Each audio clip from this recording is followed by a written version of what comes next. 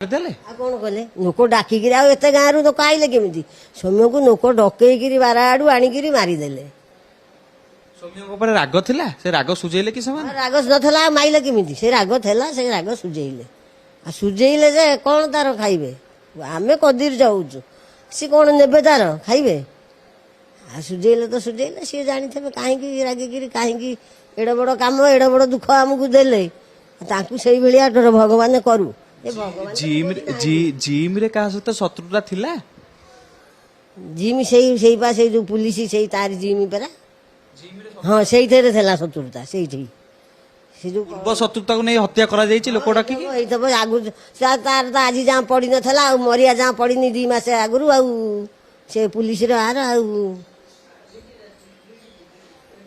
କଣ? ଆଚ୍ଛା ମାଉସୀ, ଆଉ ଗୋଟେ କଥା, ପୁଅ ଯୋଉ କୁହାଯାଉଛି ଯୁବତୀଙ୍କୁ ଅସଦା ଆଚରଣ କଥା, ଯେ ଯୋଉଥିପାଇଁ ଲୋକମାନେ ଏକାଠି ହେଲେ ତାଙ୍କୁ ଆକ୍ରମଣ କଲେ, ସେ ଘଟଣାରେ ପୋଲିସ 11 ଜଣଙ୍କୁ ଧରିଲା, ତା ସହିତ କ୍ରାଇମବ୍ରାଞ୍ଚ 6 ଜଣଙ୍କୁ ଧରିକି ଏବେ ଜେରା କରିଛି। ଏବେ ଗୋଟେ ଜିମ୍ ଟ୍ରେନର ଯିଏ ଅଛନ୍ତି ତାଙ୍କୁ ମଧ୍ୟ ଜେରା କରାଯାଉଛି। ସେ ଜିମ୍ ଟ୍ରେନର କିଏ, ତା ବିଷୟରେ କିଛି ଜାଣିଛନ୍ତି? ମୁଁ କହିପାରିବିନି କିଏ ଥିଲା ତା ଦେହରେ। ଓମ୍ ଥିଲା, ମୁଁ ଜାଣିନଥିଲି, କହୁନ୍ତି ଓମ୍ ଥିଲା ତା ଦେହରେ ଆଉ। ମାନେ ସେ